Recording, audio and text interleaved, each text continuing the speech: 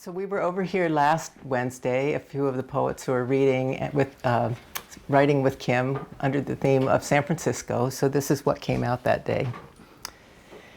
16th in Valencia. Standing on the corner right there where the Tules used to be, where the Mission Lagoon, Laguna de Manantial, de los Dolores, the Sorrows, once teemed with fish and birds abounding. A block one way, the original Spanish settlement. A block the other way, the underground train now whooshing down there where water used to whoosh. Standing at that corner where the Gartland Apartments once stood, was that charge of landlord arson ever proved?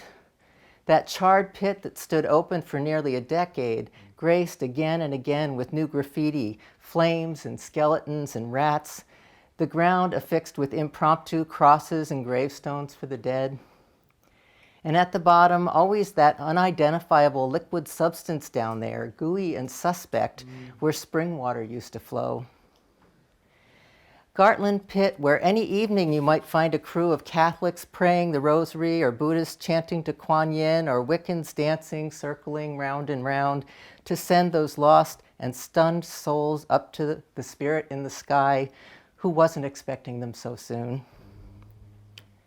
Standing on that corner now, 30 years hence, in front of Manny's Cafe. Standing with my Iranian friend, the one who was lucky to be far from home when the hostage thing gripped us and them. The Shah finally Shahless. My friend who made a home here in the US so she didn't have to return to a fundamentalism she never knew. Standing on that corner now with her and our German-American friend, the one who joined the Peace Corps, saw the world and her country's scams behind all the do-gooding, too bare to bear. My German-American friend who made a full pilgrimage to Auschwitz, to Wounded Knee, atoning for all undoable harm. Standing on that corner now with my fellow Buddhist, Iranian, and German-American friends, fresh from a planning meeting at a Christian church nearby, planning to do something about this climate mess we're in. Coming from that food pantry church, the one surrounded by homeless tents, the three of us out on the corner, wrapped in our lofty plans.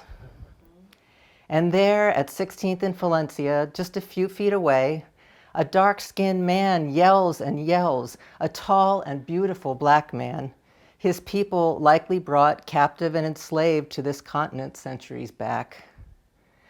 A tall black man yelling and yelling as we stand gripped in our world-saving words.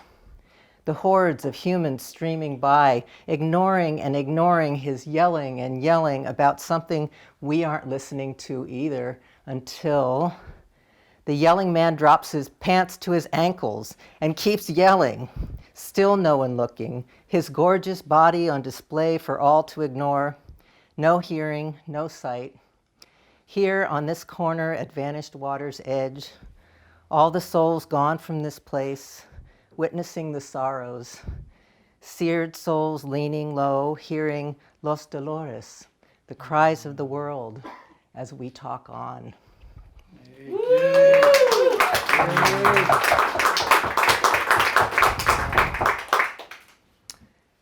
And with Kim's encouragement of so many of us to write about where we live, especially with the reading series and the mission, I've been putting little things in my journal, but got inspired today to actually pull a bunch of them out. So this is Mi Casa en la Misión. Back home, westerly eucalyptus trees tangle sunset rays into shimmering aquarium light in my living room, which I am not there to witness just now. I know their acid leaves are raining onto my poor garden. Stray cats keep showing up and staying a decade or so, then ending up below ground out back. Not long ago, opossums used to hang by their tails from tree limbs or peer into our second floor windows from skinny outer sills. An ancient and unapologetic gaze meeting mine. I miss them. But troops of raccoons still wash in the cat's water bowl or rule the misty night from fence-lined perches beneath aforementioned eucalyptus trees. And an occasional skunk can sometimes be found standing unabashed in the driveway, The place is all yours, we say, and head to a cafe. The street out front was once train tracks that were once an Indian trail that once meandered to the edge of the lagoon that was once there in the heart of the mission before there was a mission. Yes, I was always an invader, though it didn't feel like it when a half-time job would pay your rent and bills with change left over for whatever was playing at the Roxy. This end of La Mission, once filled with mortuaries, was last stop for the train to Colma resting grounds. The ghost whistle still rattles and moans across the trestle of my sleep. Woo!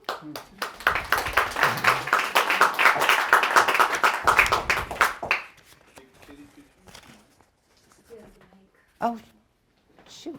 It's right here. Behind you, to your right. Ah.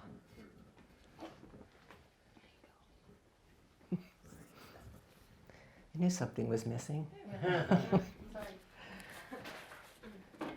Okay, this one came out of my journal today too. Since I'm here representing elders, which is a little bit of a new role for me, I thought, oh well, I'll just go all the way here. This is called The Crone Speaks. You were looking for fairies or princesses or unicorns, weren't you? What part of you found me instead, a gnarled stump, a once-upon-a-time woman? These lips stay pressed shut over this toothless cave of a mouth. My pinprick eyes will pierce that very nice shell you hide inside of. I can see the me inside you, the bent and twisted sorceress touching source. Can't walk too good on tortured legs, but oh, how I can fly. My hair was flaxen once. I know you don't want to know. Are my crooked, swollen fingers that of another species? Oh, surely, you say, I must not have been living right, too much gluten, or not doing my yoga. You are propped far, far from me, the me you could be one day. But hey now, check out my cool red hat and matching broom accessory.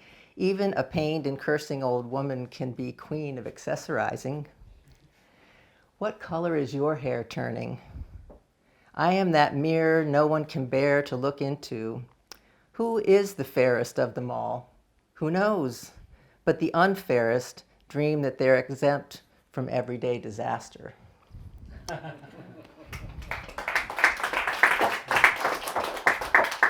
Thank you.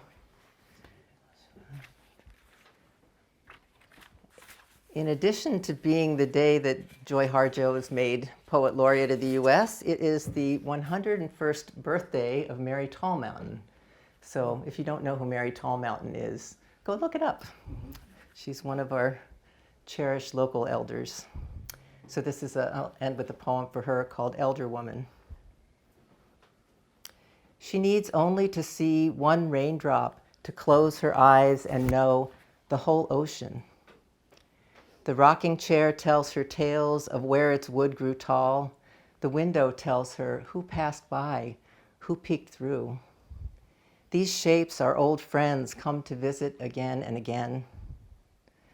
Oh, how long the years of grief. Oh, how she loved her way back to the world of wonder. Now she climbs the attic stair that leads to other times. She merges with night sounds of wilderness. She lives at the heart of the mysteries laid bare. Thank you. Thank you.